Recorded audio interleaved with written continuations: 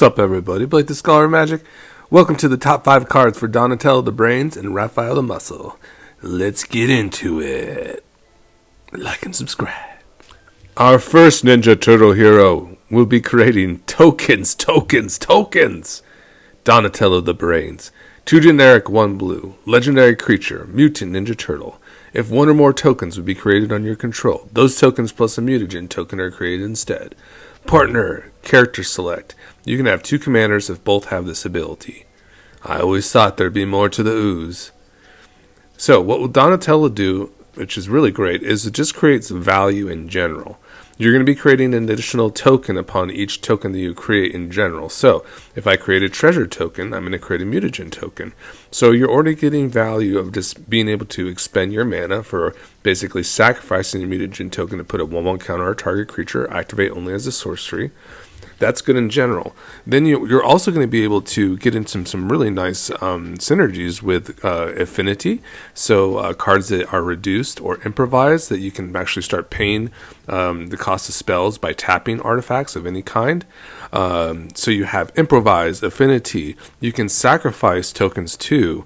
In certain cards, like to see artifacts sacrificed to exchange them from the graveyard. Duretti does this very well. And also cards such as Indomitable Creativity, which wants to see you destroy cards en masse.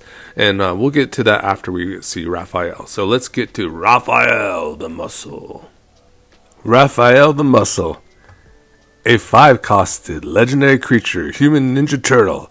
Double all damage that creatures you control with counters on them would deal. When Raphael enters, create a mutagen token. Partner, character select. You can have 2 commanders if both have this ability. So we're going to be partnering up Donatello the Brains and Raphael the Muscle. And we saw from our previous slide that Donnie's going to help us make some tokens that will actually enable that criteria of having a counter on a particular creature. And that will help us deal double damage. And that is insane. So this does bring us to our first card of the for the top 5, which is the Twinflame Tyrant, and a similar characteristic. The thing about the Twinflame is it doesn't offer, having to have a criteria of a creature having to have a counter. It simply will just have any source that you do deal double damage. So Raphael is this great commander from your command zone that has a similar function, and it's just kind of readily available. It works for your commander, and if we can put a Twinflame Tyrant into our deck as well, it's in a replacement effect. So how that will work is that instead of doing just ×2 damage, they actually can be applied 1 at a time. So we're actually going to do ×4 damage if we do have, for instance, a Raphael and a Twinflame Tyrant. That would mean that if you did a single point of damage instead of doing just 2 with a single double damage enabler on the battlefield, you would with the Twinflame and a Raphael, 1 damage would turn into 4. A 4 damage swing that connected would go to 16. So really exponential, beautiful multiplication there. And wow, yeah, it is like a Twinflame Tyrant. So yes, our first card for the top 5 will be Twinflame Tyrant for the deck. In our number 2 spot, Indomitable Creativity. Indomitable Creativity is an X-costed spell with 3 red. Sorcery, destroy X target artifacts and or creatures. For each permanent destroyed this way, its controller reveals cards from the top of his or her library until an artifact or creature card is revealed and exiles that card. Those players put the exiled cards on the battlefield, then shuffle their library. Donatello the Brains is just fueling this card like a mofo. Academy Manufacturer also does this as well. But we can see, like, each time any token of any sort is created, Donatello is just going to create that mutagen token. So we're going to get a critical mass of tokens. And a really great card here has got to be Fable. Like, you can imagine going to Donatello into Fable the Mirror Breaker. You're making a 2/2 Shaman token that's simply going to trigger Donatello upon it entering. And then as it swings, it's going to create more treasures, which will fuel more mutagen tokens. So it's really kind of an amazing kind of a card for this deck in general. And also the third path Iconoclast is really interesting along with this, as well as it creates, once again, more tokens that once Donnie sees those tokens made, will create more mutagen tokens.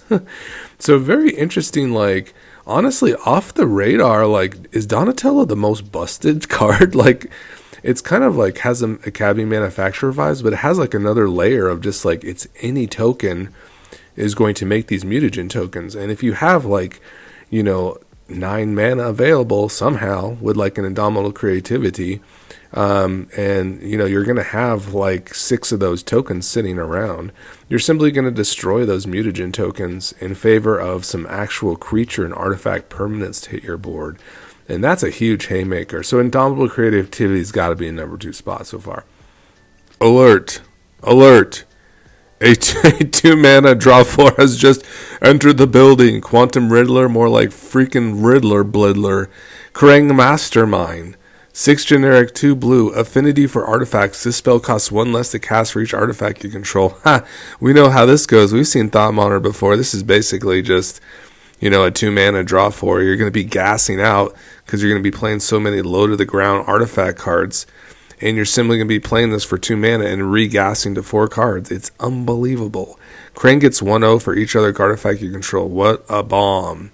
Yeah, this is our number 3 spot. It also just fits in very well amongst our other beauties here that are just going to slot into our 99. The Thought Monitor, like a no-brainer for us. The amount of mutagen tokens and other tokens we're going to be creating in general for artifacts. In addition, you have your Kappa Cannoneer as well. And Kappa Cannoneer actually just kind of looks like it would be the 3 spot too, but we have a new card to feature. But Kappa Cannoneer is also going to be extremely strong in this deck, especially when it has a double damage. It's just going to be very strong and enables itself too. So you don't even have to use a mutagen token from Raphael. It's just going to see other artifacts enter the battlefield, and we're going to be putting counters on this. So it's going to be dealing the double damage, and it's going to be unblockable. So it's just the bomb. What can you say, guys? Everybody, it's mono red. Number 4, I do it all, Ivora. Ivora the Insatiable Heir is likely the strongest or more synergistic card in the deck. That's why she gets at this very high spot for us. 2-costed Vampire Warrior. You play red mana for this one. A single mountain and generic. She's a legendary creature Vampire Warrior with Trample. When Ivora Insatiable Heir enters, and whenever it deals combat damage to a player, create a blood token. It's an artifact with generic mana, tap. Discard a card, sacrifice this artifact, draw a card. So obviously works very well with Donatello the Brains. Is going to trigger the making of a mutagen token with Donatello on the battlefield when it enters or gets in for combat damage, which it will definitely do very often. And then she has a very cool option of like being able to basically discard a card. So she loots cards. Or rummages for cards when she discards a card and then draws with by sacrificing a blood. So we definitely get some more graveyard synergies involved in there. NT is very relatable to an Ivora where you're just freely discarding cards during combat, a single card, and you get to put a 1/1 counter on a target attacking creature. It will also gain trample, which is huge with Raphael. Both of these cards are really good because they also put on counters, whether on themselves or other creatures, and they both have trample in that way when the counter is given for Inti, and Ivora just has trample herself. Whenever 1 or more cards are discarded with Inti, you also get to exile a card and play it till the end of your next end step. Okay, very nice. And then we have Lelia as well, which is going to also have that ability to put counters on herself, so also very good with Raphael the Muscle, and just gets us into more card gas, as we will also have access to that exile card on the turn when she does attack. And she will grow as well as long as we keep on exiling cards, whether from our library or our graveyard. So really fantastic cards here for the 99. At number 5, Need a Light? Transmutation Font, 5 generic mana. Artifact, create your choice of a blood token, a clue token, or a food token. 3 generic mana and a tap. Sacrifice 3 artifact tokens with different names. Search your library for an artifact card, put it on the battlefield, then shuffle, activate it only as a sorcery. So that Kuldalfa Forge Master kind of effect, and I believe we get there pretty handedly with all the treasure production equipments we have. We have cards that kind of support the creation of different name tokens, such as a weapons manufacturing, which would create munitions, and then Donatello will be creating mutagens. So, I think we have a precinct, and then we have an Academy manufacturer and an Ivora. So we should probably be able to get a Transmutation Font off sooner than later, and really kind of have it available and put anything onto our battlefield, like pretty much at a very efficient manner, I would assume. So really helps Donatello in general just by its first tap ability, and then by the time we get around again, we're ready to kind of bring out anything we'd like. So I really like Transmutation Font here. I also put in a grinding station to help out the cards like weapons manufacturing. It could just kind of build our graveyard in a pinch too if we have like some artifact exchangers, and those will be in our honorable mentions. But I guess I appreciate you joining me for today. Let me know if you like this format. I had a really fun time, and we're going to get into our honorable mentions and one more cool combo to kind of express. All right, so take it easy, everybody. I'll see you later. Bye-bye. In our honorable mention, this goes out to our big brain opponent we found on Arena one day, and it was quite an experience to say the least. But they were playing Brutaclad as their commander, and they fully performed this combo with There and Back Again and Midnight Clock. So what Brutaclad does is it will turn all your tokens to have haste, which is nice, and upon going to your combat, you'll select a token that you have on the battlefield, and all your other tokens will become copies of that token until end of turn. And what's really nice is that you could either turn them into that 2/1 mirror token that it creates on every combat step, or if you have, say for instance, your third chapter already going off with There and Back Again, you'll have a 6/6 Smog. And you'll turn all of your tokens into 6/6 Smogs. And what will happen is your 10 plus tokens will see that, and only one will live, and the rest will be sacrificed, and you'll get 14 treasure tokens from each of those Smogs. So that's quite a bit of treasure tokens, to say the least.